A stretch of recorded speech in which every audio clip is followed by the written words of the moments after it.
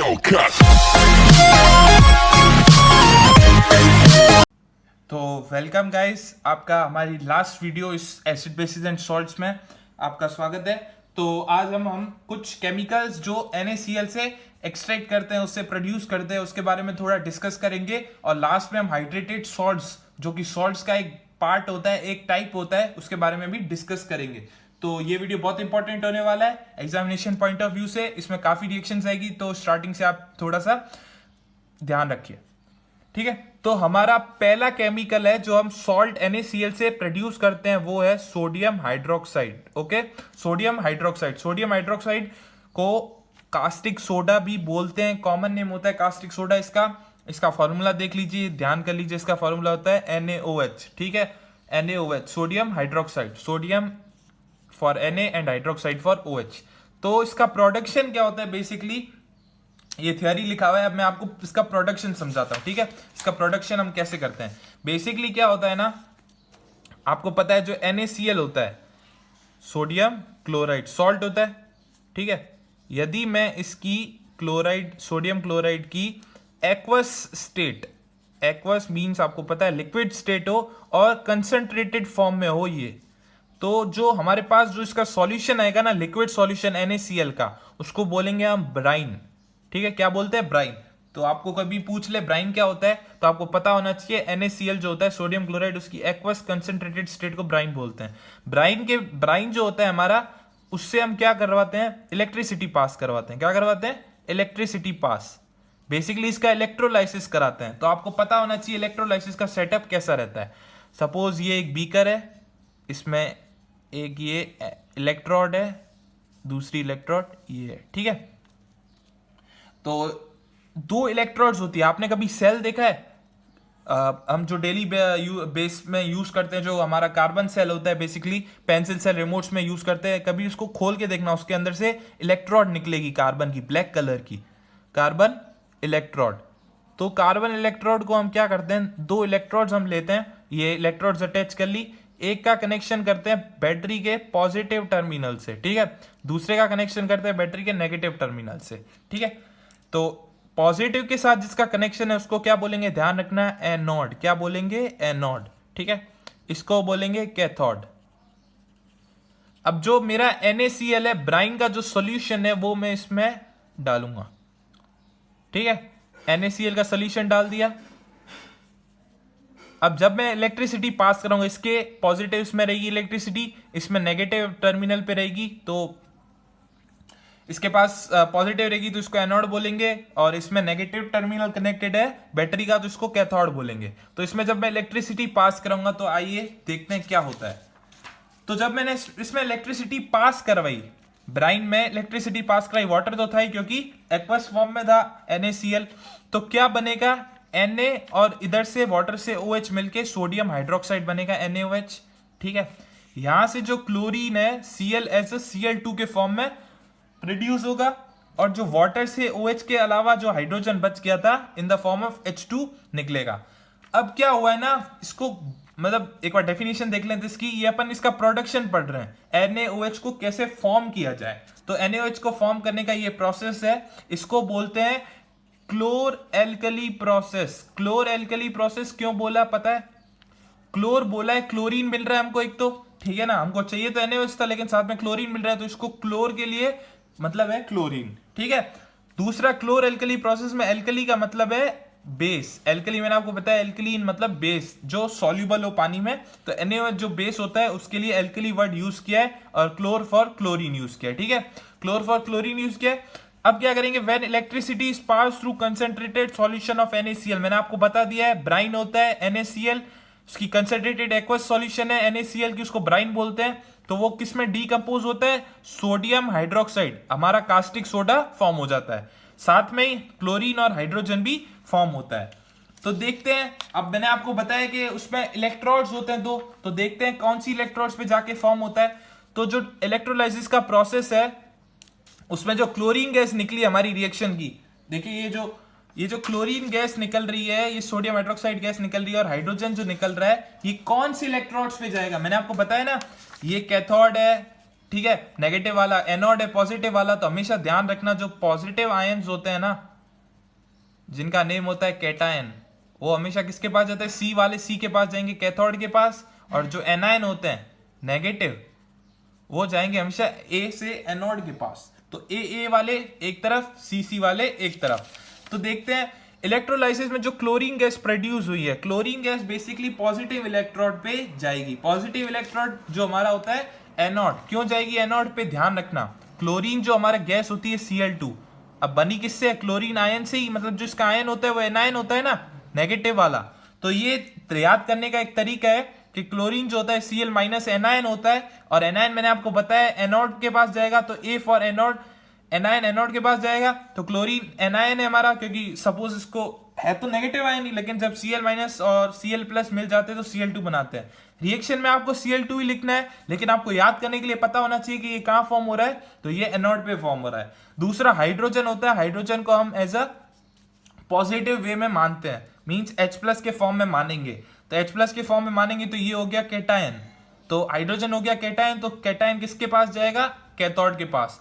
तो हाइड्रोजन के जो मॉलिक्यूल्स होंगे, H2 जो गैस होगी वो इसके चारों तरफ पाई जाएगी कैथोड के, क्योंकि C है, कैटायन है, तो कैटायन कैथोड के पास जाएगा।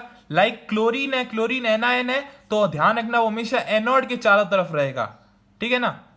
एनोड के चारों तरफ इसलिए रहेगा क्योंकि जो नेगेटिव है वो हमेशा पॉजिटिव की तरफ अट्रैक्ट होगा। एनोड जो होगा हमारा पॉजिटिव इलेक्ट्रोड होगा, तो उस पे क्लोरीन अट्रैक्टेड रहेगा। पॉजिटिव के पास नेगेटिव, हमेशा अपोजिट अट्रैक्ट करते हैं। और नेगेटिव इलेक्ट्रोड है हमारी, उस पे कैथोड पे हाइड्रोजन जो होगा वो as a form of positive ion की तरफ से जाएगा।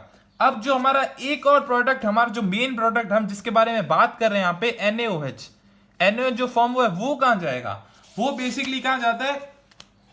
सोडियम हाइड्रोक्साइड जो हमारा कास्टिक सोडा है, हमने क्लोरीन और हाइड्रोजन को तो याद करने की टेक्निक देख ली, लेकिन अब ये सोडियम हाइड्रोक्साइड कहां जाएगा? ये जाएगा कैथोड के पास। तो ध्यान रखना, सोडियम हाइड्रोक्साइड जो होगा वो कैथोड के पास जाएगा। तो जो हमारे इलेक्ट्रोलाइसिस के प्रोडक्ट थे तीनों, NaOH बना था एक, तो दूसरा बना था Cl2 एक, तो और लास्ट प्रोडक्ट था हमारा हाइड्रोजन का। तो अब तीनों जो अलग अलग प्रोडक्ट्स हैं इनको अलग अलग कर दिया जाता है, सेपरेट कर दिया जाता है और स्टोर कर दिया जाता है सेपरेटली। एक्सट्रैक्ट कर देते हैं, कलेक्ट कर लेते हैं सबको और सेपरेट इसको कर देते हैं। तो जो अब देखते हैं इसकी डेफिनेशंस क्या है, बेसिकली थोड़ी बहुत लैंग्वेज भी पता होनी चाहिए एग्जाम में कैसे लिखना है इसको। तो जो प्रोसेस है इलेक्ट्रोलाइसिस का, किसका? सोडियम क्लोराइड सॉल्यूशन, जिसको ब्राइन भी बोलते हैं। इस प्रोसेस के इलेक्ट्रोलाइसिस को हम बोलते हैं क्लोर एल्कली प्रोसेस। क्लोर एल्कली प्रोसेस इसलिए बोलते हैं क्योंकि इसमें जो प्रोडक्ट्स फॉर्म होते हैं उसको क्लोर किस लिए बोलते हैं? क्लोरीन के लिए। एल्कली किस लिए बोलते हैं? सोडियम हाइड्रोक्साइड के लिए, ठीक है। तो क्लोर एल्कली आपको पता होना चाहिए क्लोर एल्कली क्यों बोलते हैं। तो जो 3 यूजफुल प्रोडक्ट्स हमारे ऑब्टेन्ड हुए हैं सोडियम क्लोराइड के सॉल्यूशन, जिसको ब्राइन भी बोलते हैं, वो हो गए sodium hydroxide, NaOH, caustic soda.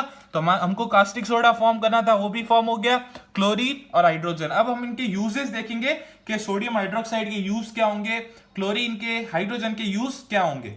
तो सोडियम हाइड्रोक्साइड NaOH है, वो बेसिकली सोप्स और डिटर्जेंट्स बनाने में यूज होता है। किसमें? सोप्स और डिटर्जेंट्स बनाने में यूज होता है, कपड़े धोने के लिए जो डिटर्जेंट होता है। और एक टेक्सटाइल फाइबर रेयन होता है, उसके लिए भी इसको यूज किया जाता है बनाने के लिए। तीसरा इसका यूज है पेपर के मैन्युफैक्चरिंग के लिए भी यूज किया जाता है। अब हम देखेंगे क्लोरीन और हाइड्रोजन, और क्लोरीन और हाइड्रोजन जो हमारा बनेगा उससे भी एक आगे प्रोडक्ट बनेगा। तो कंफ्यूज होने की जरूरत नहीं है, बिल्कुल बहुत इजी है। NaCl का हमने इलेक्ट्रोलाइसिस कराया तो NaOH बन गया, क्लोरीन बन गया, हाइड्रोजन बन गया। NaOH और क्लोरीन जो होगा वो एक इलेक्ट्रोड पे इकट्ठे होंगे, और वो इलेक्ट्रोड कौन सा होगा? पॉजिटिव वाला। कौन सा होगा? पॉजिटिव वाला, जिसको क्या बोलेंगे हम? एनोड। क्या बोलेंगे हम? एनोड। और जो हमारा हाइड्रोजन होगा वो कहां इकट्ठा होगा? वो होगा नेगेटिव वाले पे, जिसको बोलेंगे कैथोड। तो ध्यान रखना, आपको यदि पूछ ले कैथोड पे कौन सा बनेगा और एनोड पे कौन सा बनेगा, बेसिकली क्या होता है, ये एनोड की तरफ चले जाते हैं, अट्रैक्ट हो जाते हैं। तो क्लोरीन का हम यूज देखेंगे। क्लोरीन किस लिए? पानी जो होता है, बेसिकली ड्रिंकिंग जो पानी होता है हमारा पीने वाला, उसमें जर्म्स को किल करने के लिए काम आता है। और स्विमिंग पूल में भी क्लोरीन को डाला जाता है, एज अ डिसइंफेक्टेंट काम करता है। डिसइंफेक्टेंट का मतलब होता है जर्म्स को जो चीज किल कर दे बेसिकली पानी के अंदर, ठीक है। और क्लोरीन किसमें काम आता है? Production, bleaching powder. Bleaching powder भी हम आगे हमारा नेक्स्ट केमिकल है, जैसे हमारा कास्टिक सोडा हमारा केमिकल है फर्स्ट टाइप, वैसे ही ब्लीचिंग पाउडर होता है जिसका फॉर्मूला होता है CaOCl2। तो ये भी ध्यान रखना, HCl बनाने के में भी काम आता है। पेस्टिसाइड जो ये हमारी क्रॉप्स में जब ये बैक्टीरिया और जर्म्स वगैरह लग जाते हैं, जब उनको कोई पेस्टिसाइड्स खा लेते हैं, मतलब पेस्ट जो होते हैं बेसिकली जर्म्स और एनिमल जो खा लेते हैं, उनको बचाने के लिए क्रॉप को पेस्टिसाइड्स का यूज करते हैं। तो पेस्टिसाइड्स बनाने के लिए भी काम आता है क्लोरीन, क्लोरोफॉर्म बनाने के लिए काम आता है, डाइज बनाने के लिए काम आता है, CCl4 इसको बोलते हैं, कार्बन टेट्राक्लोराइड, पेंट्स जो करते हैं हम उसके लिए भी काम आता है, पीवीसी एक होता है प्लास्टिक होता है पॉलीविनाइल क्लोराइड, तो पीवीसी के पाइप्स वगैरह आते हैं बेसिकली, तो उसके लिए भी ये काम आता है। अब हम हाइड्रोजन के यूज देखेंगे। हाइड्रोजन क्या होता है, जो ऑयल्स होते हैं हमारे खाने वाले वो बेसिकली अनसेचुरेटेड होते हैं, तो हाइड्रोजन उनके साथ ऐड होके वेजिटेबल बना देता है जिनको सैचुरेटेड बोला जाता है। तो बेसिकली हाइड्रोजनेशन के लिए काम आता है। जो हाइड्रोजनेशन का प्रोसेस होता है, किसका हाइड्रोजनेशन, हाइड्रोजनेशन मतलब एडिशन ऑफ हाइड्रोजन, तो ऑयल में जब एडिशन करवाते हैं तो वो घी में कन्वर्ट हो जाता है। दूसरा HCl का प्रोडक्शन, मीथेनॉल एक अल्कोहल होता है CH3OH, ठीक है। अमोनिया के लिए, अमोनिया जो होता है फर्टिलाइजर्स में यूज होता है, तो अमोनिया फर्टिलाइजर्स में बनाने में यूज होता है, तो अमोनिया भी किससे बनेगा, हाइड्रोजन की मदद से बनेगा। हाइड्रोजन को फ्यूल्स, जो हमारे रॉकेट्स उड़ते हैं, स्पेसशिप्स उड़ते हैं, जो हमारे ये मिसाइल्स उड़ती है, तो उसमें जो basically fuel as a solid fuel काम आता है हाइड्रोजन, ठीक है। तो अब क्या होगा, जो हमारे पास तीन चीजें बनी थी NaOH, Cl2 और H2, तो जो ये H2 और Cl2 हाइड्रोजन और क्लोरीन है, H2 और Cl2 जो मिलके अब क्या बना देगा 2HCl। आगे ये दोनों रिएक्शन करके प्रोडक्ट्स एक नया प्रोडक्ट बनाएंगे HCl। तो HCl के भी आपको कुछ यूज पता होनी चाहिए। ये मेडिसिन में काम आता है, कॉस्मेटिक्स में काम आता है, इंडस्ट्री कौन सी, टेक्सटाइल इंडस्ट्री में काम आता है, PVC बनाने में काम आता है, और कुछ आयरन की जो शीट्स है उस पर गंदगी लग जाए तो एसिड से हम उसको साफ कर सकते हैं अच्छे से। कुछ chlorides like ammonium chloride NH4Cl बनाने के लिए भी काम आता है, ठीक है। अब क्या हुआ, बेसिकली हमारे पास तीन जो हमारे प्रोडक्ट आए थे, अब वो खुद ही आपस में रिएक्शन कर रहे हैं। लाइक मैंने बताया हाइड्रोजन और क्लोरीन मिलकर रिएक्ट कर रहे हैं, HCl बना रहे हैं, ठीक है। दूसरा क्या होगा, हमारे पास जो NaOH हमारा आया था, NaOH वो किससे रिएक्ट करेगा, Cl2 से, क्लोरीन से। तो NaOH और Cl2 रिएक्ट करके क्या बना रहे हैं, NaClO। NaClO का नाम ध्यान रखना, सोडियम हाइपोक्लोराइड, बहुत यूनिक नेम है, बहुत कंफ्यूजिंग है, याद नहीं रहता है लोगों को, तो काफी बार एग्जाम में रिएक्शन दे देते हैं। कैसे दे देते हैं, NaOH और Cl2 लिख देते हैं, एरो करके डैश, आप रिएक्शन कंप्लीट करो, आप प्रोडक्ट बनाओ, बताओ क्या बनेगा। तो आपको पता है, अभी मैंने बता दिया सोडियम हाइपोक्लोराइड बनता है, तो आप बता देना कि NaClO बनेगा एज अ प्रोडक्ट। तो जो NaClO बनेगा वो क्या होता है, बेसिकली इसका use bleaching agent, making in house hold bleaches, कपड़े धोने के लिए जो ब्लीच यूज होती है उसके लिए ये बहुत इंपॉर्टेंट है। हमारा नेक्स्ट और इंपॉर्टेंट केमिकल है वॉशिंग सोडा। क्या है वॉशिंग सोडा, वॉशिंग सोडा का फॉर्मूला ध्यान रखना, Na2CO3.10H2O। मतलब इसमें क्या मतलब आपको सिमिलरिटी दिख रही है, Na2CO3 जो होता है सोडियम कार्बोनेट, उसमें बस 10 मॉलिक्यूल्स पानी के जोड़ दिए हमने, तो वो बन गया हमारा वॉशिंग सोडा। तो Na2CO3 था, उसको बोलते हैं anhydrous sodium carbonate. Anhydrous sodium carbonate क्यों बोला, सिर्फ सोडियम कार्बोनेट ही क्यों नहीं बोला, आपको पता है Na2CO3 होता है सोडियम कार्बोनेट, लेकिन इसमें पानी के अभी तक कोई भी एक भी मॉलिक्यूल्स आपको एक्स्ट्रा नहीं दिख रहा है, ठीक है। तो इसलिए आप इसको एनहाइड्रस बोल सकते हैं। हाइड्रस रिलेटेड होता है पानी से, तो एन लगा दिया, मतलब जिसमें पानी नहीं है, बिल्कुल ड्राई है, तो इसको सोडा एच भी बोलते हैं। जब इसमें पानी के मैंने 10 मॉलिक्यूल्स रिएक्ट करवाए तो ये किसके क्रिस्टल्स बन जाएंगे, वॉशिंग सोडा के। अब वॉशिंग सोडा के क्रिस्टल्स बन गए, इनमें कितने हैं मॉलिक्यूल्स, पानी के 10 है, तो इसका नाम क्या हो गया, सोडियम कार्बोनेट डेकाहाइड्रेट। क्या हो गया, वॉशिंग सोडा का दूसरा कॉमन नेम क्या, केमिकल नेम क्या हो गया, वॉशिंग सोडा तो केमिकल नेम है, ठीक है। इसका वॉशिंग सोडा तो सॉरी कॉमन नेम है, इसका केमिकल नेम क्या हो गया, वॉशिंग सोडा का chemical name sodium carbonate decahydrate. Sodium carbonate Na2CO3 के लिए, और डेकाहाइड्रेट मतलब 10 है, डेका मींस 10 और हाइड्रेट मतलब वाटर के मॉलिक्यूल्स, तो 10 वाटर के मॉलिक्यूल्स है। तो इसकी प्रिपरेशन देखते हैं, वॉशिंग सोडा हम कैसे प्रिपेयर कर सकते हैं। तो वॉशिंग सोडा प्रिपेयर करने के भी बेसिकली आप बुरा मत माना 3 स्टेप्स है, तो ज्यादा डरने की जरूरत नहीं है, 3 स्टेप्स है, बहुत इजी स्टेप्स है। मेन स्टेप फर्स्ट स्टेप है, उसके बाद दोनों स्टेप बहुत इजी है। तो इसका पहला स्टेप होता है सोडियम क्लोराइड। मैंने आपको बता दिया सोडियम क्लोराइड की जो ब्राइन सोल्यूशन होती है, क्या ब्राइन सोल्यूशन, उसको लेते हैं, अमोनिया को लेते हैं, वाटर को लेते हैं, कार्बन डाइऑक्साइड को लेते हैं। तो ये रिएक्शन बहुत इंपॉर्टेंट है, फर्स्ट स्टेप। इन सब की रिएक्शन करवाते हैं तो हमको क्या बनता है, देखो यहां से जो NH3 है, ठीक है, तो ये वाटर जो है OH और O में OH और H में टूटा, तो OH और H अलग अलग हो गए, OH अलग हो गया, H अलग हो गया, H यहाँ पे चला जाएगा तो NH3 क्या बन जाएगा, NH4 यहाँ से क्लोरीन लेके NH4Cl बना देगा।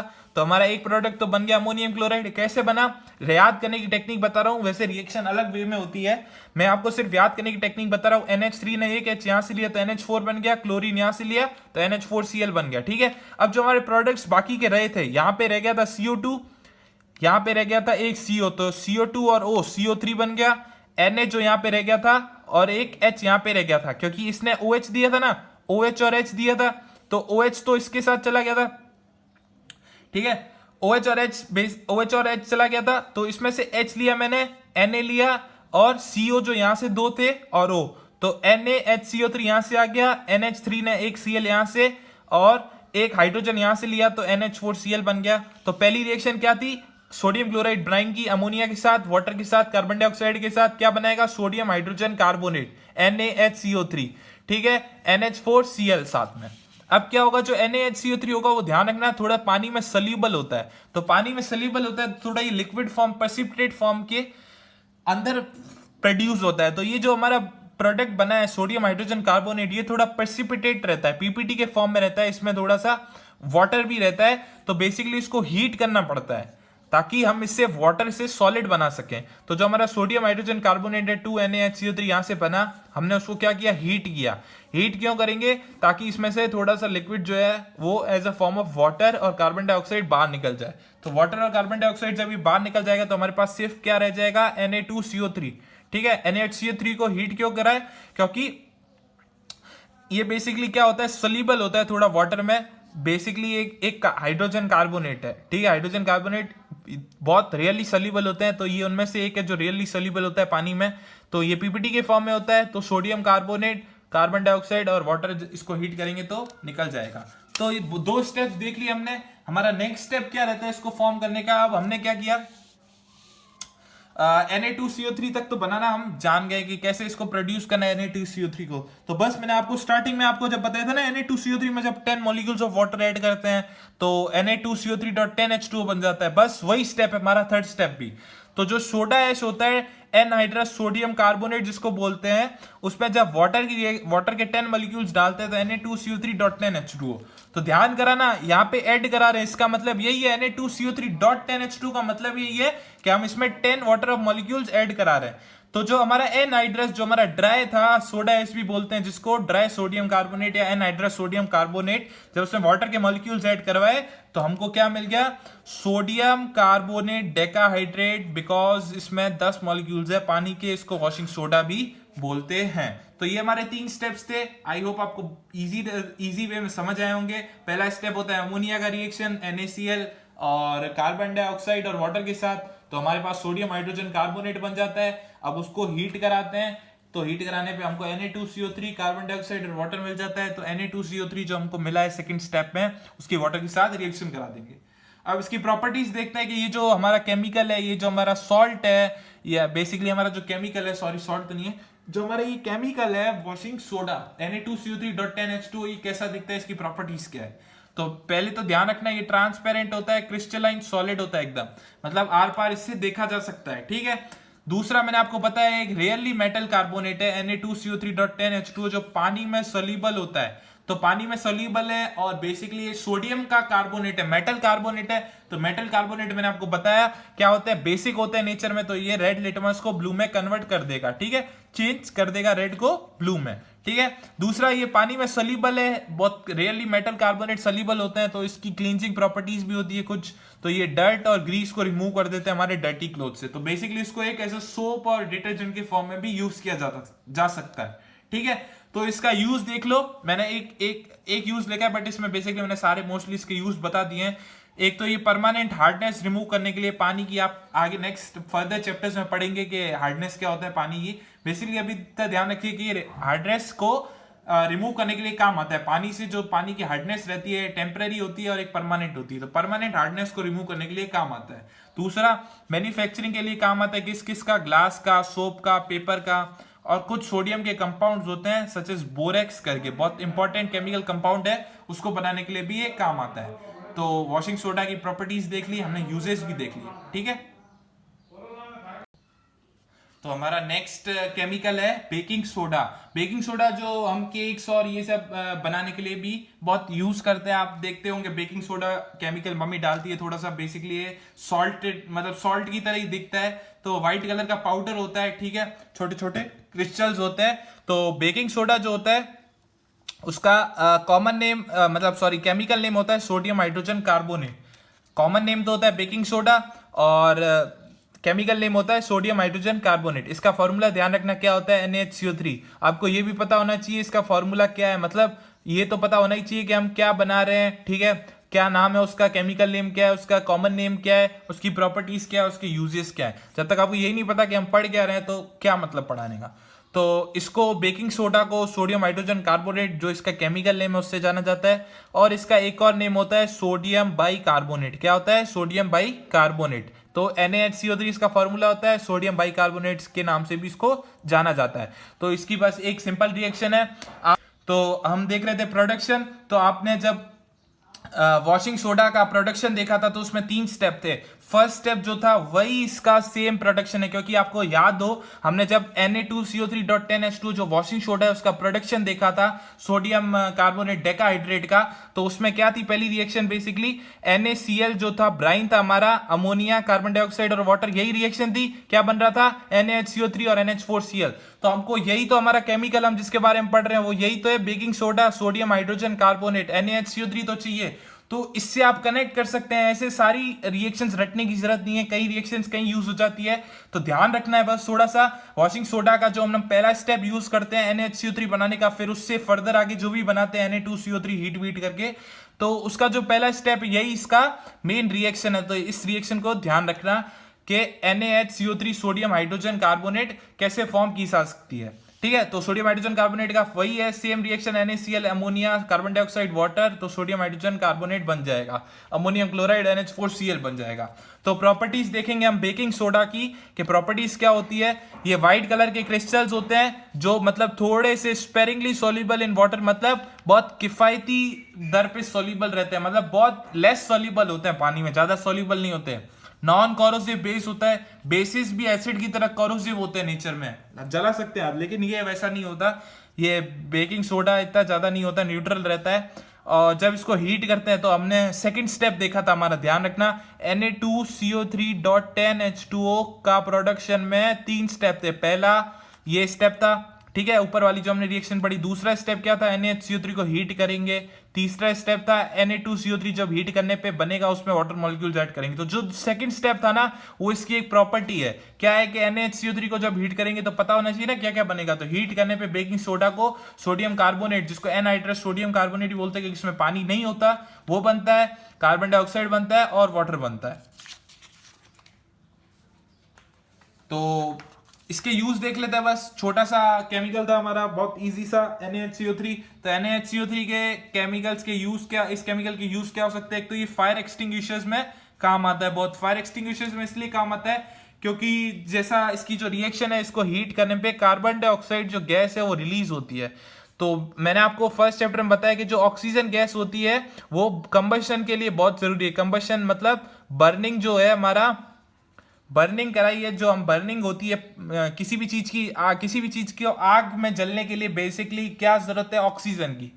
और ऑक्सीजन मिलता है तो आग जल पाती है, ठीक है, ऑक्सीजन नहीं होता तो आग नहीं जल सकती। तो बेसिकली ये क्या करता है, NaHCO3 CO2 रिलीज करता है। तो CO2 रिलीज करता है ना, वो क्या करता है, CO2 जो गैस होती है वो ऑक्सीजन को चारों तरफ, जो हवा में ऑक्सीजन है उसको घेर लेती है। तो घेर लेती है ऑक्सीजन को, बेसिकली ऑक्सीजन को नहीं घेरती है, ये क्या चीज करती है, मतलब जैसे फायर है हमारी, आग जल रही है, इसको ऑक्सीजन की जरूरत है, ठीक है, ऑक्सीजन यहाँ पे है। ये बेसिकली कार्बन डाइऑक्साइड जो रिलीज हुआ है NaHCO3 से, ये क्या कर लेगा, फायर के चारों तरफ एक लेयर बना देगा अपनी, मतलब पूरी तरफ इसके चारों तरफ कार्बन डाइऑक्साइड गैस घिर जाएगी। तो कार्बन डाइऑक्साइड गैस घिर जाएगी तो ऑक्सीजन इसको मिल नहीं पाएगी, इसलिए आग मतलब आग जल नहीं पाएगी और आग बुझ जाएगी। तो सोडियम हाइड्रोजन कार्बोनेट जो होता है फायर एक्सटिंग्विशर्स, मतलब आग बुझाने के लिए काम में भी आता है। तो सबसे इंपॉर्टेंट ये ध्यान रखना क्यों होता है, क्योंकि फायर को चारों तरफ ये घेर लेता है in the form of carbon dioxide gas. तो एज अ रेस्ट्रिक्शन हो जाता है ऑक्सीजन के लिए, तो ऑक्सीजन पहुंच नहीं पाती आग को और आग नहीं जल पाती, ठीक है। तो आग नहीं जब आती। इसका एक और यूज है बेकिंग सोडा का कि ये एक बेकिंग पाउडर बनाने में यूज आता है। बेकिंग पाउडर क्या होता है? कुछ नहीं होता। बेकिंग जो सोडा होता है हमारा, बेकिंग सोडा में टार्ट्रिक एसिड यदि मिला दिया जाए, मैंने आपको स्टार्टिंग में बताया थे ऑर्गेनिक एसिड्स कुछ जो खाने लायक होते हैं, उनमें से एक टार्ट्रिक एसिड बताया था आपको। टार्ट्रिक एसिड जो ये सब इमली वगैरह में होता है ना, इसमें होता है। तो टार्ट्रिक एसिड और जब बेकिंग सोडा जब मिल जाते हैं दोनों, तो ये बेकिंग पाउडर बनाते हैं। और बेकिंग पाउडर को यूज कर सकते हैं फर्दर हम केक ब्रेड्स वगैरह में। केक ब्रेड जो सॉफ्ट टेक्सचर होता है केक्स और ब्रेड्स का, वो सिर्फ बेकिंग पाउडर की वजह से होता है। बेकिंग पाउडर क्या होता है? बेकिंग सोडा और टार्ट्रिक एसिड का मिक्सचर होता है। और दूसरा, जब हमारे पेट में एसिडिटी होती है तो बेसिकली हम इनो यूग्रे इनटेक करते हैं। इनो वगैरह बेस होते हैं, तो एसिड और बेस की वो जो न्यूट्रलाइजेशन रिएक्शन हमने डिस्कस की है पहले, हम उसको डिस्कस नहीं करेंगे। बस NaHCO3 जो होता है वो एंटा एसिड मतलब एंटी एसिड, एसिड के लिए एंटी मतलब एज अ बेस काम करता है, और जो हमारे पेट में एसिडिटी होती है उसको खत्म कर देता है। Base as a base acid के साथ रिएक्ट करके पेट की एसिडिटी की एज अ बेस रिएक्ट करके उसको खत्म कर देता है। तो ये सब बेसिकली यूजेस थे NaHCO3 के। तो आई होप आपको बेकिंग सोडा भी क्लियर हुआ होगा।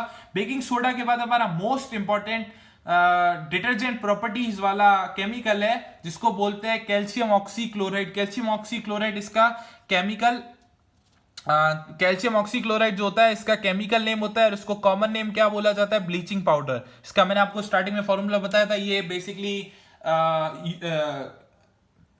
वॉशिंग सोडा के थ्रू, वॉशिंग सोडा या मतलब ये कैल्शियम के थोड़े कुछ केमिकल से भी इसको प्रोड्यूस किया जा सकता है। तो स्टार्टिंग में मैंने बताया था क्लोरीन वगैरह के यूज, क्लोरीन का यूज होता है, इसको फॉर्म करने में भी यूज होता है क्लोरीन का। तो आपको मैं बताऊंगा कि क्लोरीन कैसे यूज होता है इसका प्रोडक्शन में, क्योंकि यूजेस ऑफ क्लोरीन जब हमने देखे थे उसमें कास्टिक सोडा में, तो उसमें मैंने बताया था कि ये ब्लीचिंग पाउडर नाम के एक केमिकल को प्रोड्यूस करने में काम आता है, जो मैंने आपको कहा था मैं आपको बाद में डिस्कस करूंगा। तो अब हम केमिकल कंपाउंड जिसको बोलते हैं ब्लीचिंग पाउडर, जिसका फॉर्मूला होता है कैल्शियम CaCl2, जिसको कैल्शियम ऑक्सीक्लोराइड भी बोलते हैं या फिर क्लोराइड ऑफ लाइम भी बोलते हैं, उसका प्रिपरेशन डिस्कस करेंगे। ठीक है, प्रिपरेशन किसकी करनी है? ध्यान रखना, ब्लीचिंग पाउडर की प्रिपरेशन डिस्कस कर रहे हैं। क्लोरीन यूज होता है बेसिकली।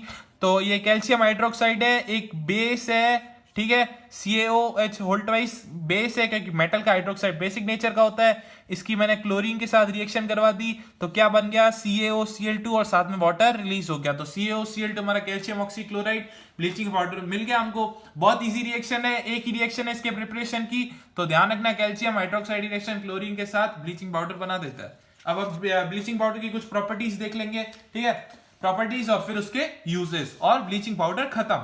तो ब्लीचिंग पाउडर की प्रॉपर्टीज क्या होती है? व्हाइट कलर का पाउडर होता है, ठीक है, और स्ट्रॉन्ग स्मेल होती है क्लोरीन की, क्योंकि क्लोरीन से ये फॉर्म किया, प्रोड्यूस किया हुआ है, तो इसमें क्लोरीन की स्ट्रॉन्ग स्मेल रहेगी। ठीक है, ब्लीचिंग पाउडर जो होता है थोड़ा सा कोल्ड वाटर में सॉल्युबल होता है। ठीक है, ब्लीचिंग पाउडर रिएक्ट करता है डाइल्यूट एसिड के साथ टू प्रोड्यूस क्लोरीन। अब हमने क्लोरीन से तो ब्लीचिंग पाउडर बना दिया, क्या हम ब्लीचिंग पाउडर से वापस क्लोरीन बना सकते हैं? तो हाँ, बिल्कुल बना सकते हैं। ब्लीचिंग पाउडर ले लिया मैंने, ब्लीचिंग पाउडर की सल्फ्यूरिक एसिड जो थोड़ा डाइल्यूट लिया मैंने, वीक लिया है, उसकी रिएक्शन इसके साथ कराई, तो मेरे को क्या मिल गया? क्लोरीन मिल गया, वाटर मिल गया और कैल्शियम सल्फेट मिल गया। तो कैल्शियम सल्फेट भी एक इंपॉर्टेंट सॉल्ट है। ठीक है, सल्फेट सॉल्ट्स जो होते हैं उसमें से कैल्शियम सल्फेट इंपॉर्टेंट सॉल्ट है, उसकी फैमिली से क्लोरीन भी मिल गया और वाटर भी मिल गया। तो ये इसकी एक प्रॉपर्टी है। ध्यान रखना, ये रिएक्शन के फॉर्म में भी पूछी जा सकती है एग्जाम में, कि आपको ये प्रोडक्ट साइड दे दी, बोला कि रिएक्टेंट साइड पूरी रिएक्शन कंप्लीट करो, तो ऐसे आप कंप्लीट कर देना। ठीक है, दूसरा जो क्लोरीन प्रोड्यूस्ड हुआ है हमारा इस रिएक्शन में, वो बेसिकली ब्लीचिंग पाउडर, इसको बोला क्यों जाता है? CaOCl2 को आप पूछिए, ध्यान तो दीजिए कि ब्लीचिंग पाउडर इसको बोला क्यों जाता है? इसको ब्लीचिंग पाउडर इसकी ब्लीचिंग प्रॉपर्टीज की वजह से बोला जाता है। ब्लीचिंग प्रॉपर्टीज बेसिकली कुछ नहीं होता, ज्यादा कंफ्यूज मत हो। ब्लीचिंग प्रॉपर्टीज क्या होती है? जैसे कोई मैंने कलर्ड कपड़ा ले लिया, मतलब आपका कोई क्लोथ ले लिया, यदि मैं उसमें क्लोरीन जब ऐड करूंगा ना, तो वो कलरलेस बन जाएगा, उसका कलर फेड होना लग जाएगा। तो कलर कपड़ों का फेड इसलिए ही होता है क्योंकि उसमें हम ब्लीचिंग पाउडर ज्यादा मिला देते हैं। तो ब्लीचिंग पाउडर की प्रॉपर्टी होती है ब्लीच कर देना किसी भी क्लोथ को या किसी भी सब्सटेंस को। तो जो क्लोरीन प्रोड्यूस होता है रिएक्शन में, वो क्या करता है? ब्लीचिंग एक्शन रखता है, क्योंकि उसकी ऑक्सीडाइजिंग प्रॉपर्टीज होती है बेसिकली। तो ज्यादा डीप में जाने की जरूरत नहीं, बस इतना पता होना चाहिए क्लोथ कलर्ड क्लोथ है, उसमें क्लोरीन मैंने ऐड कर लिया तो वो कलरलेस क्लोथ बन गया। तो ये ब्लीचिंग पाउडर की एक प्रॉपर्टी है। ठीक है, यूजेस देखते हैं ब्लीचिंग पाउडर के। यूजेस क्या है? तो यूजेस देखते हैं ब्लीचिंग पाउडर के।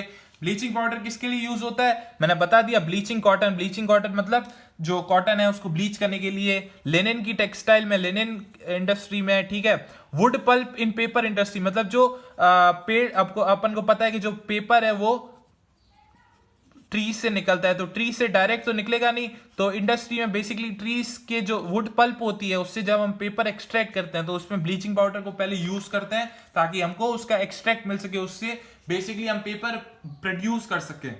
दूसरा होता है ब्लीचिंग पाउडर का कि वही वाटर जो सप्लाई होती है उसमें जर्म्स होते हैं तो उसको किल करने के लिए भी ये काम आता है, एज अ डिसइंफेक्टेंट काम करता है ये, ठीक है। मैन्युफैक्चरिंग ऑफ क्लोरोफॉर्म, क्लोरोफॉर्म बहुत आपने नाम सुना होगा। क्लोरोफॉर्म बेसिकली बेहोश करने के लिए बहुत बेकार सा केमिकल रहता है, बहुत गंदी स्मेल रहती है, तो बेहोश हो जाता है सफोकेशन की वजह से, कोई भी आदमी इसको सूंघने के बाद बेहोश हो सकता है, ठीक है, तो उसके प्रोडक्शन में भी काम आता है, ठीक है। और ये एक ऑक्सीडाइजिंग एजेंट होता है, मैंने आपको बताया ऑक्सीडाइजिंग एजेंट होता है क्योंकि इसमें से क्लोरीन गैस रिलीज होती है, ठीक है। क्लोरीन गैस रिलीज होती है तो एक तो उसकी ब्लीचिंग प्रॉपर्टीज होती है, ब्लीचिंग प्रॉपर्टीज, ठीक है।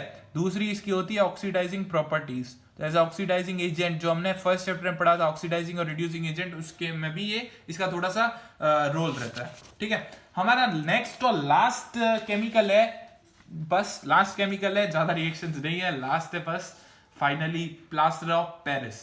तो आपने जब आजकल हमारे घर बनते हैं तो उसमें आप नाम सुनते हैं पीओपी करके, तो पीओपी ही होता है बेसिकली, क्या होता है, प्लास्टर ऑफ पेरिस की फुल फॉर्म होती है, पीओपी की सॉरी फुल फॉर्म होती है प्लास्टर ऑफ पेरिस। तो प्लास्टर ऑफ पेरिस का फॉर्मूला क्या होता है, फॉर्मूला होता है, आप याद कर लीजिए, आप लिखा हुआ है CSO4.12H2O, जैसा उसमें था वॉशिंग सोडा में .10H2O था, मतलब पानी के कैल्शियम सल्फेट के सोडियम कार्बोनेट के मॉलिक्यूल्स में, सोडियम कार्बोनेट के एक मॉलिक्यूल में 10 मॉलिक्यूल्स होंगे पानी के, मतलब एक मॉलिक्यूल होगा सोडियम कार्बोनेट का तो उसमें 10 मॉलिक्यूल्स होंगे पानी के। सिमिलरली प्लास्टर ऑफ पेरिस होता है जिसमें CaSO4.12H2, मतलब एक मॉलिक्यूल में सिर्फ आधा मॉलिक्यूल होगा पानी का, ज्यादा नहीं, सिर्फ आधा मॉलिक्यूल, .12H2 मतलब कैल्शियम सल्फेट जो हमारा था, कैल्शियम सल्फेट, ठीक है, उसमें मैंने आधा मॉलिक्यूल पानी का ऐड कर दिया, पानी का आधा मॉलिक्यूल ऐड करने के बाद उसका नाम क्या ऐड हो गया उसके साथ, हेमीहाइड्रेट। हेमीहाइड्रेट मतलब उसमें आधा मॉलिक्यूल, हाइड्रेट मतलब पानी और हेमी मतलब आधा, तो इसको या तो ऐसे भी बोल सकते हैं कैल्शियम सल्फेट हाफ हाइड्रेट, क्योंकि हाफ हाइड्रेट मतलब इसमें पानी का हाफ मॉलिक्यूल है। तो प्लास्टर ऑफ पेरिस का केमिकल नेम होता है कैल्शियम सल्फेट हाफ हाइड्रेट, ठीक है। इसको पीओपी के नाम से बेसिकली ज्यादा फेमस है, ठीक है। और इसका फॉर्मूला होता है CaSO4.12H2। तो इसकी प्रिपरेशन कैसी है, सिर्फ सिंगल रिएक्शन है इसकी प्रिपरेशन के लिए, जिप्सम करके एक केमिकल कंपाउंड होता है, उसमें क्या होता है बेसिकली उसका फॉर्मूला यही होता है, सेम होता है, कैल्शियम सल्फेट का CaSO4.2H2 जो होता है उसको हीट करते हैं, सिर्फ 100 डिग्री पे फिक्स्ड हीट करेंगे, ना 100 से ज्यादा ना 100 से कम, तो 373 केल्विन या 100 डिग्री एक ही बात है। जब इसको CaSO4.2H2O को हीट करेंगे तो पानी के मॉलिक्यूल्स हीट करने पे आपको पता है पानी उड़ जाता है, तो 2H2O में से 1.5 H2O अलग हो जाएगा और हाफ H2O इसके साथ रह जाएगा, जो हाफ H2O के साथ CaSO4 रहेगा उसको ही बोलेंगे प्लास्टर ऑफ पेरिस। तो बहुत इजी है, किससे प्रेडिक्शन होता है इसका, जिप्सम से, जिप्सम का फॉर्मूला होता है CaSO4.2H2O, जब उसको 100 डिग्री सेल्सियस पे हीट किया मैंने तो प्लास्टर ऑफ पेरिस मेरे को मिल गया और साथ में पानी के मॉलिक्यूल्स अलग से निकल गए, ठीक है, एज अ बाय प्रोडक्ट। तो प्लास्टर ऑफ पेरिस का फॉर्मूला कंफ्यूज मत होना, CaSO4.12H2 होता है, जिप्सम का फॉर्मूला होता है CaSO4.2H2O। जब ध्यान रखना 100 डिग्री से ना ज्यादा हीट करना, 100 डिग्री से यदि आप ज्यादा हीट करेंगे तो ये जो जिप्सम है ये एज अ ब्लैक बंट के फॉर्म में मिलेगा आपको, या फिर ब्लैक पाउडर के फॉर्म में मिलेगा, जिसको जलावा या फिर ड्राई या फिर क्या बोल सकते हैं आप, मतलब बहुत ब्लैकिश फॉर्म में मिलेगा, मतलब ऐसा लगेगा जल गया, मतलब कोई काम का नहीं रहेगा वो, उसमें से बहुत ज्यादा पानी उड़ जाएगा। तो थोड़ा सा पानी रखना है हमको, हाफ मॉलिक्यूल रखना है, एक मॉलिक्यूल प्लास्टर ऑफ पेरिस में पानी का हाफ मॉलिक्यूल होना चाहिए। दूसरा CaSO4 हाफ H2O बोलो इसको प्लास्टर ऑफ पेरिस को, या फिर इसको क्या बोल सकते हो 2CaSO4.H2O। अब देखो इसमें और इसमें सिमिलरिटी क्यों है, क्यों इसको ये भी बोल सकते हैं, क्यों ये बोल सकते हैं। इधर देखो मॉलिक्यूल कितने हैं कैल्शियम सल्फेट के, एक मॉलिक्यूल है, इधर कितना है 2 मॉलिक्यूल है, तो मैंने आपको बताया एक मॉलिक्यूल में आधा मॉलिक्यूल पानी होना चाहिए, बात वही है। एक मॉलिक्यूल में सपोज ए मॉलिक्यूल है, एक मॉलिक्यूल है, मैंने उसमें बता दिया कि उसमें आधा मॉलिक्यूल पानी होना चाहिए, तो आधा मॉलिक्यूल पानी है। ठीक है, यदि मैं 2 मॉलिक्यूल लेता हूं तो इसका मतलब क्या है, 2 मॉलिक्यूल ए में कितना पानी होगा, 1 मॉलिक्यूल होगा ना। जब 1 में आधा है तो 2 में मिला के आधा आधा 1 हो जाएंगे। तो बस वही है, कंफ्यूज होने की बात है ही नहीं। 2CSO4 और .2H2। अब मैंने जिप्सम के 2 मॉलिक्यूल्स लिए, मतलब पानी के इधर 4 मॉलिक्यूल्स हो गए, उसको मैंने हीट किया 2 मॉलिक्यूल जिप्सम के, तो 3H2O ध्यान रखना बाहर हो जाएंगे। अब क्यों बाहर हो जाएंगे 3H2O, क्योंकि अब हमारे पास 2CSO4.H2O मिल गया। 2CSO4.H2 का मतलब क्या हुआ, जो प्लास्टर ऑफ पेरिस है उसके 2 मॉलिक्यूल्स में 1 मॉलिक्यूल पानी का है। या तो मैंने क्या कहा, CSO4.12H2, मतलब 1 मॉलिक्यूल प्लास्टर ऑफ पेरिस में आधा मॉलिक्यूल पानी होना चाहिए। या फिर इसको ऐसे भी बोल सकते हैं, 2 मॉलिक्यूल्स प्लास्टर ऑफ पेरिस में 1 मॉलिक्यूल होना चाहिए, या तो 2 में 1 हो या 1 में आधा हो। तो बात एक ही, कंफ्यूज मत होना, कई जगह पे आपको 2CSO4.H2O भी मिलेगा या फिर CSO4.12H2O भी। तो आई होप आपको डिफरेंस क्लियर हुआ होगा, क्योंकि 2 मॉलिक्यूल्स में 1 मॉलिक्यूल पानी होना चाहिए, उस हिसाब से 1 मॉलिक्यूल में सिर्फ आधा मॉलिक्यूल पानी होता है। तो उस हिसाब से आप इसको याद कर लेना, कंफ्यूज मत होना। अब इसकी हम प्रॉपर्टीज देखते हैं, जो कि बहुत इंपॉर्टेंट प्रॉपर्टीज है और आप काफी रिलेट कर पाएंगे इस प्रॉपर्टी को। ठीक है, तो प्रॉपर्टी देखते हैं प्लास्टर ऑफ पेरिस की। ये एक तो बेसिकली व्हाइट कलर का होता है पाउडर। ठीक है, व्हाइट कलर का पाउडर होता है। इसकी एक रिमार्केबल प्रॉपर्टी है, मतलब बहुत आउटस्टैंडिंग प्रॉपर्टी क्या है, जब इसको पानी में ऐड करते हैं ना, पीओपी को, CSO4.12H2O को, तो ये बहुत हार्ड मास की तरह, मतलब एक क्या बोल सकते हैं, सीमेंट टाइप का इसका मिक्सचर बन जाता है व्हाइटिश कलर का। तो जब CSO4.12H2 है, हमने जब हमारी रिएक्शन को अब रिवर्स कर रहे हैं, ध्यान रखना, प्लास्टर ऑफ पेरिस जो फॉर्म करने की रिएक्शन है जिप्सम को हीट करने की, अब हम उसको रिएक्शन को रिवर्स करें, हाफ H2O में डॉट 1.5 H2O पानी मिला रहे, तो 1.5 H2O जब पानी मिलाएंगे तो हमको जिप्सम मिल जाएगा। ठीक है, तो जिप्सम मिल गया। जब जिप्सम मिला है ना, जिप्सम किस में काम आता है, जो हमारे फ्रैक्चर्स हो जाते हैं बोन के, और तो हमारा प्लास्टर किया जाता है, वो बेसिकली प्लास्टर ऑफ पेरिस उसी नाम से है। जब हम CSO4.12H2O में पानी में जब थोड़ा पानी मिलाते हैं CSO4.12H2O में, तो वो जिप्सम की तरह बन जाता है। और जब इसमें पानी मिलाते हैं तो ये हार्ड मास बन जाता है, मतलब बहुत सूख जाता है, ये हार्ड मास के फॉर्म में हो जाता है। मतलब ये एज अ सीमेंट काम कर सकता है आपका, एज अ हमारे मेडिकल पर्पस के लिए बहुत काम होता है। मेडिकल पर्पस के लिए काम कैसे होगा, जब हमारे फ्रैक्चर्स होते हैं तो हमको बोन का अलाइनमेंट सीधा रखना पड़ता है हमेशा, अकॉर्डिंग टू हमारा जब ऑपरेशन होता है तो बोन को हिलाना नहीं पड़ता।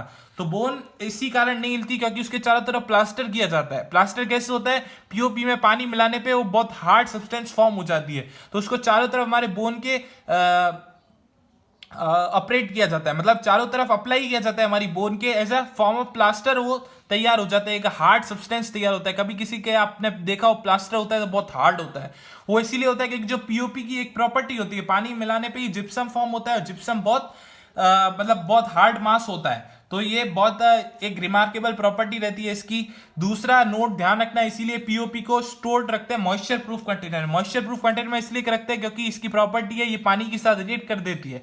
तो यदि थोड़ा मॉइस्चर होगा पानी में, ठीक है, पानी में मॉइस्चर में पानी होगा थोड़ा, तो ये रिएक्ट कर लेगा, इसीलिए इसको मॉइस्चर प्रूफ कंटेनर में रखा जाता है ताकि ये पानी के साथ रिएक्ट नहीं कर पाए।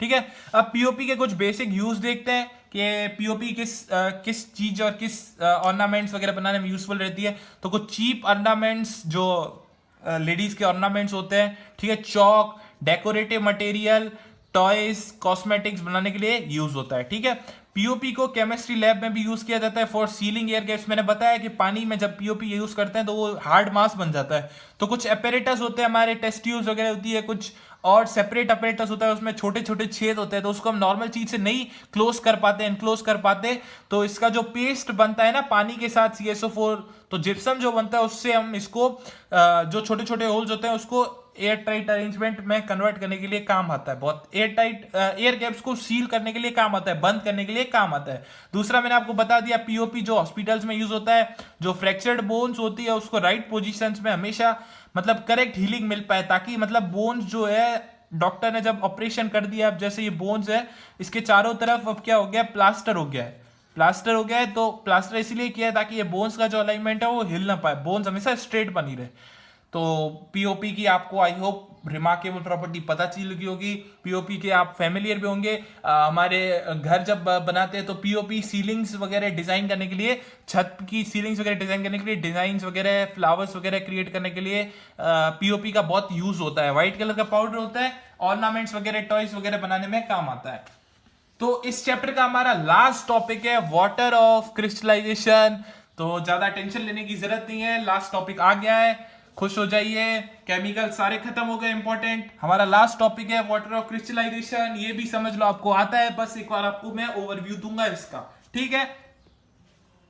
तो वाटर ऑफ क्रिस्टलाइजेशन क्या होता है, हाइड्रेटेड सॉल्ट्स क्या होते हैं, मैंने आपको कहा था हाइड्रेटेड सॉल्ट्स हमारा लास्ट टॉपिक होगा। तो देखते हैं क्या होता है ये सब। अब अपन ने लास्ट हमारा केमिकल पढ़ा है प्लास्टर ऑफ पेरिस, जिसको हम जिप्सम से बनाते हैं। तो जिप्सम से बनाते हैं, आपने एक चीज गौर की, उसमें CaSO4.2H2O जिप्सम का फॉर्मूला होता है। तो जिप्सम का फॉर्मूला CaSO4.2H2O का क्या मतलब है, ये बेसिकली एक सॉल्ट है, कैल्शियम सल्फेट, जो मैंने आपको कहा था स्टार्टिंग में, आपको इंपॉर्टेंट सॉल्ट बताए थे, उसमें से कैल्शियम का जो सल्फेट होता है H2SO4 में, जब H को कैल्शियम रिप्लेस करता है एज अ मेटल, तो कैल्शियम होता है Ca+2, सल्फेट होता है -2, तो ये जो सॉल्ट बनाता है इसका फॉर्मूला होता है CaSO4, ठीक है। अब इसमें पानी के मॉलिक्यूल्स ऐड होने के बाद इसका कैल्शियम सल्फेट से नाम ही हट गया, इसका जिप्सम हो गया, बहुत चेंज हो गया। तो चेंज कुछ नहीं है, बस इसमें पानी के मॉलिक्यूल्स ऐड हो गए। तो जो ये पानी के मॉलिक्यूल्स होंगे ना, उसको क्या बोलेंगे, इस सॉल्ट के वाटर ऑफ क्रिस्टलाइजेशन। क्या बोलेंगे, वाटर ऑफ क्रिस्टलाइजेशन। मतलब जो salt contains few water molecules. इसकी डेफिनेशन एक बार थोड़ा सा बेसिकली ओवरव्यू देख लीजिए इसका। जो सॉल्ट है जिसमें फ्यू वाटर मॉलिक्यूल्स रहेंगे, वो इसके एक एसेंशियल पार्ट होता है क्रिस्टल स्ट्रक्चर के। मतलब मैंने आपको बताया CaSO4 सॉल्ट के क्रिस्टल्स होते हैं, अलग अलग उनके स्ट्रक्चर्स होते हैं, किसका कोई कैसा स्ट्रक्चर होता है, किसका कुछ अलग कलर होता है, किसका कुछ ऑर्डर अलग होता है। तो वो जो सब चीज होती है वो सिर्फ किसके बेसिस पे हम डिफाइन करते हैं, जो ये एक्स्ट्रा मॉलिक्यूल वाटर है ना, वही बताता है कि आपका सॉल्ट कौन सी कलर का होगा, इसका कैसा शेप होगा। तो वाटर ऑफ क्रिस्टलाइजेशन की इजी और हाइड्रेटेड सॉल्ट की बेसिक डेफिनेशन देखते हैं क्या होती है। तो वाटर मॉलिक्यूल्स जो होते हैं सॉल्ट में, बेसिकली सॉल्ट की बात हो रही है यहाँ पे, हाइड्रेटेड सॉल्ट्स मतलब सॉल्ट की बात हो रही है। सॉल्ट में बस वाटर मॉलिक्यूल्स ऐड कर दिए गए एक्स्ट्रा। तो जो वाटर मॉलिक्यूल्स ऐड कर दिए गए, जो क्या मतलब क्रिस्टल का जो स्ट्रक्चर है, हमारे सॉल्ट का जो स्ट्रक्चर है, वो डिसाइड करेगा कि कैसा होगा, उसको बोलते हैं वाटर ऑफ क्रिस्टलाइजेशन। तो वाटर मॉलिक्यूल्स नहीं बोलेंगे, इसका प्रॉपर नेम हम बोलेंगे वाटर ऑफ क्रिस्टलाइजेशन। क्या बोलेंगे, वाटर ऑफ क्रिस्टलाइजेशन। और जो सॉल्ट है जिसमें ये वाटर ऑफ क्रिस्टलाइजेशन पाया जाता है, उन सॉल्ट्स को क्या बोलते हैं, hydrated salts.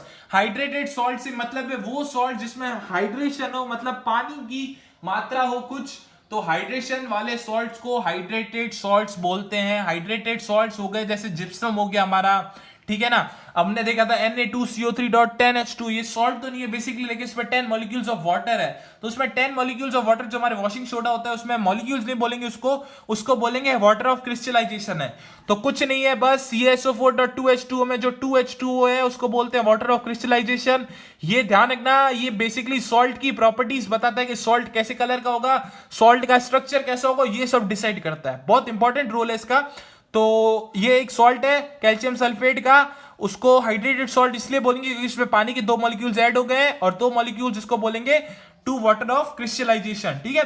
2 molecules of water of crystallisation बोल सकते हैं, डायरेक्ट मॉलिक्यूल्स ऑफ वाटर नहीं बोलेंगे। क्रिस्टलाइजेशन, क्रिस्टल वर्ड इसलिए यूज किया क्योंकि ये बेसिकली क्रिस्टल की प्रॉपर्टीज डिफाइन करता है। तो कुछ एग्जांपल्स देखते हैं हाइड्रेटेड सॉल्ट्स के। Calcium copper sulphate, copper sulphate का फॉर्मूला होता है CuSO4, ठीक है। उसमें 5 मॉलिक्यूल्स पानी के ऐड हो गए। 5 ही क्यों हुए, क्योंकि बेसिकली इसका कुछ परफेक्ट शेप होगा, CuSO4 5H2O पे इसका कुछ कलर आ रहा होगा, तो इसलिए इसको 5H2O के फॉर्म में रखा गया है। तो CuSO4.5H2O क्या करता है, कंटेन 5 वाटर मॉलिक्यूल्स, तो इसका नेम क्या किया जाएगा, कॉपर सल्फेट पेंटाहाइड्रेट। मैंने आपको स्टार्टिंग में बताया था हाइड्रेट यूज करते हैं वाटर मॉलिक्यूल के लिए, पेंटा यूज किया, 5 वाटर मॉलिक्यूल्स है। नेक्स्ट देखते हैं फेरस सल्फेट। आयरन जो होता है उसका फेरस नेम भी होता है, तो उसको बोलते हैं फेरस, और सल्फेट है तो साथ में फेरस सल्फेट। अब सिर्फ फेरस सल्फेट तो नाम इसका होगा नहीं, आपको पता है क्या बोलने वाला हूं मैं, क्योंकि इसमें 7 मॉलिक्यूल्स है वाटर के, तो हाइड्रेट भी यूज होगा इसमें। तो क्या इसका परफेक्ट नेम हो जाएगा, आयरन सल्फेट हेप्टाहाइड्रेट, या तो फेरस सल्फेट हेप्टाहाइड्रेट बोलो या आयरन सल्फेट, बात एक ही है। फेरस इसका बेसिक दूसरा नाम होता है, कॉमन नेम फेरस भी रहता है। तो हेप्टा इसलिए बोले, हेप्टा मतलब होता है 7, ध्यान रखना, हेप्टा मीन 7, तो 7 for 7 water of crystallisation, not molecules of water, 7 molecules of water of crystallisation, ठीक है, क्योंकि ये क्रिस्टल्स के स्ट्रक्चर्स बेसिकली डिफाइन करता है काफी। तो मैंने आपको बताया दो तरीके की सॉल्ट्स बताया आपको, लाइक CuSO4.5H2O। तो ध्यान रखना, इसका ये मतलब नहीं है इसमें पानी के एक्स्ट्रा मॉलिक्यूल्स है तो ये जो सॉल्ट होगा पानी की वजह से गीला होगा, ऐसा बिल्कुल नहीं है। ये जो सॉल्ट्स होते हैं वो परफेक्टली ड्राई होते हैं। ध्यान रखना, कभी कंफ्यूज मत होना कि इसमें पानी के मॉलिक्यूल्स है तो ये लिक्विड फॉर्म में रहेगा। लिक्विड फॉर्म में बिल्कुल नहीं रहता है। लिक्विड फॉर्म में इसलिए नहीं रहेगा क्योंकि जो ये पानी के मॉलिक्यूल्स है ना, ये बेसिकली से फ्री नहीं है। मतलब ऐसा समझ लो सॉल्ट में पानी पहले से मिक्स किया हुआ है, वाटर पहले से मिक्स किया हुआ है। ऐसा नहीं है कि पानी के मॉलिक्यूल्स अलग है, 5 मॉलिक्यूल्स आपको वाटर ऑफ क्रिस्टलाइजेशन के अलग दिखेंगे, ऐसा बिल्कुल नहीं है। ठीक है, तो it should be noted that water of crystallisation जो हमारा एक्स्ट्रा पार्ट होता है 5H2O is a part of crystal structure of salt. तो जो सॉल्ट का स्ट्रक्चर होता है उसी का पार्ट होता है। तो वाटर ऑफ क्रिस्टलाइजेशन कोई फ्री नहीं होता, अलग पानी नहीं होता, और ये सॉल्ट को गीला भी नहीं करता। इसका ये मतलब नहीं है कि ये गीला कर देगा पानी। इसमें तो बेसिकली पानी पहले से मिक्स रहता है, डिसॉल्व रहता है। ठीक है, इसमें थोड़ा सा पानी रहता है, वो दिखता नहीं है। बस सॉल्ट की तरह एकदम ड्राई रहता है। लाइक CuSO4.5 तो ये ड्राई कलर का सॉल्ट होता है, ड्राई सॉल्ट होता है। इसका परफेक्ट कलर होता है और परफेक्ट ऑर्डर होता है। किसकी वजह से? जो वाटर ऑफ क्रिस्टलाइजेशन है उसकी प्रॉपर्टी मैंने बताई कि 5H2 जो है वो बताएगा इसका कि कलर कैसा होगा इस सॉल्ट का, इसका ऑर्डर कैसा होगा। तो देखते हैं इसका ऑर्डर और सॉल्ट मतलब इसका कलर, बेसिकली एग्जांपल देखते हैं क्या रहता है। तो वाटर ऑफ क्रिस्टलाइजेशन जो है 5H2O कॉपर सल्फेट में, तो कॉपर सल्फेट पेंटाहाइड्रेट में जो क्रिस्टल है उसका जो शेप डिसाइड करेगा।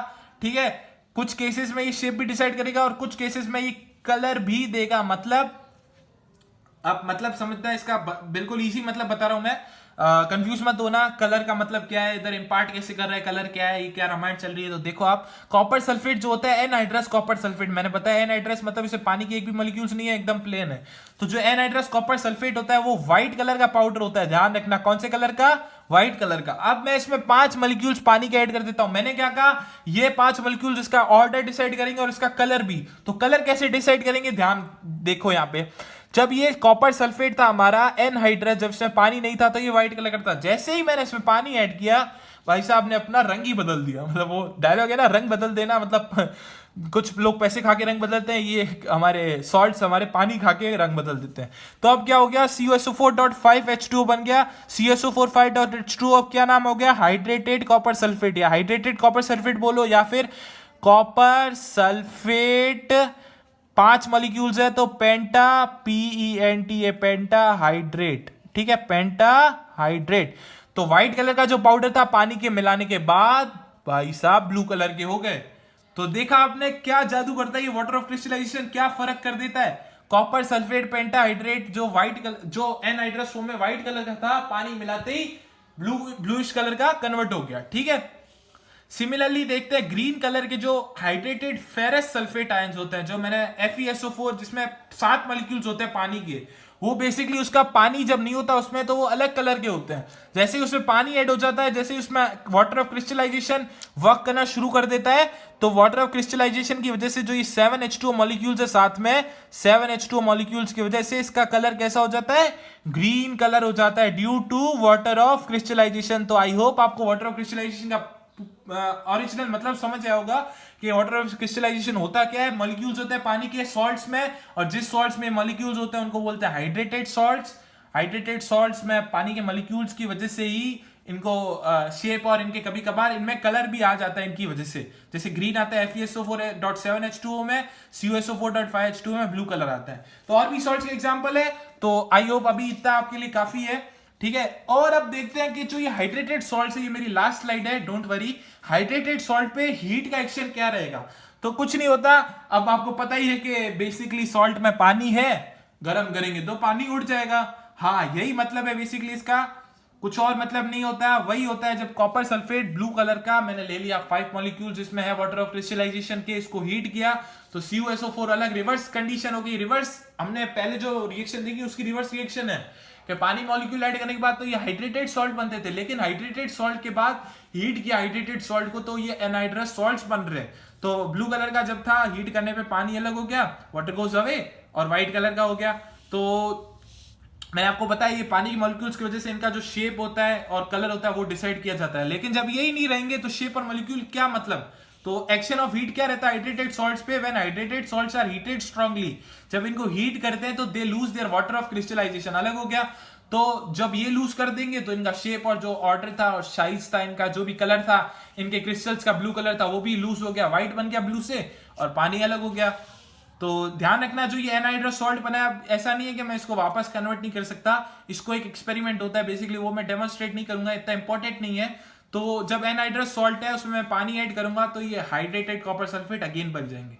तो एनहाइड्रस कॉपर सल्फेट जो था जिसमें पानी नहीं था turns blue on adding water. जैसे ही मैंने ये, इसका टेस्ट भी हो गया बेसिकली, आप देख रहे हो व्हाइट कलर का कोई कंपाउंड है उसमें यदि पानी नहीं है, जब ये व्हाइट कलर का है तो अपन इसको बता सकते हैं कि ये CuSO4 इसका फॉर्मूला है, क्योंकि इसमें पानी नहीं है। जैसे इसमें मैं पानी ऐड करूंगा तो ये ब्लूइश कलर के क्रिस्टल्स बना देगा। तो इससे टेस्ट भी पता चल जाएगा एक कि बेसिकली एक कौन सा मॉलिक्यूल है, इसका फॉर्मूला क्या है। जब ये ब्लू होगा तो इसका फॉर्मूला CuSO4.5H2 होगा, और जब ये व्हाइट होगा तब ये एनहाइड्रस फॉर्म में रहेगा। तो आई होप आपको एसिड बेसिस एंड सॉल्ट्स पूरा समझ आया होगा। समझ आया है तो please like share and subscribe, and आगे फॉरवर्ड कीजिएगा मेरी वीडियोस, और आपको पसंद आई है तो यही मेरी खुशी है कि बेसिकली आपको एसिड बेसिस एंड सॉल्ट समझ आ गया। तो once again thank you for watching my videos. I hope you will like them in future also. Thank you.